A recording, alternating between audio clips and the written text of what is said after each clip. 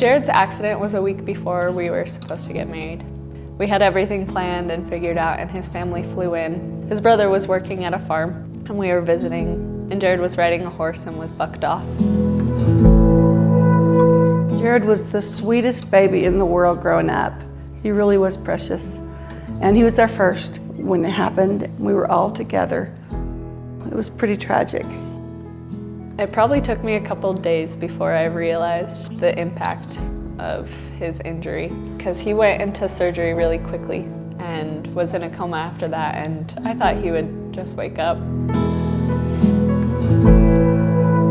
But after a couple days, I realized it might take longer.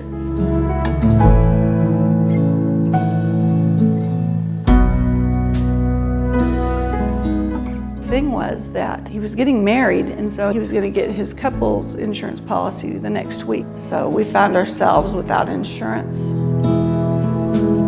We discuss cases like this as a staff. What's the right thing to do for him in terms of his care? You know, regardless of insurance needs, how are we going to be able to help him? They were looking for somebody that would just look at him as a rehab candidate and also kind of just see that the sky was the limit with him and that could get him close to his prior level of function and just see him as a person.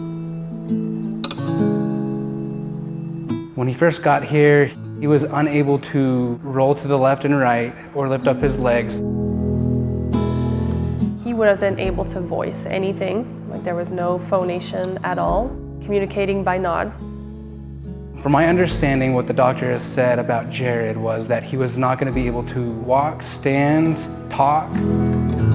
My therapist never thought that for 1 second. This is somebody that we can get walking again, that we can get talking again. Cognitively, he's fully with it. There's so much we can do.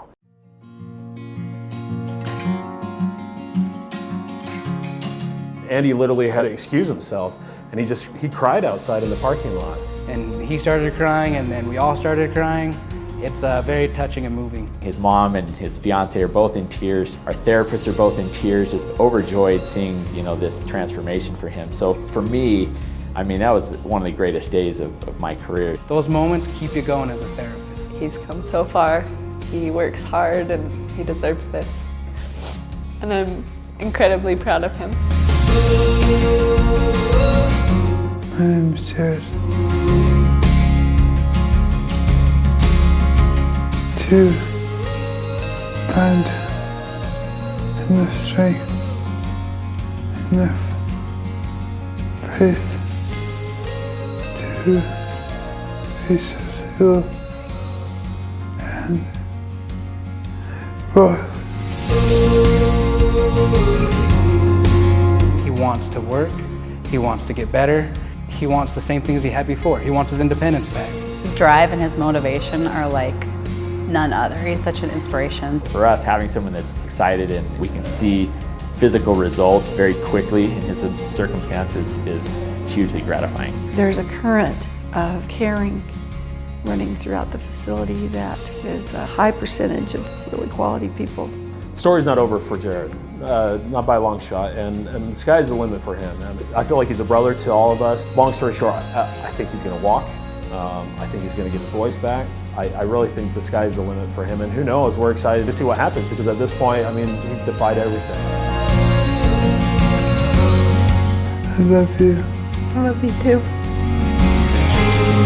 I think the biggest thing that I've learned from all of this is you can wait for things that you really want and you can endure. Jared's been an example of patience and endurance.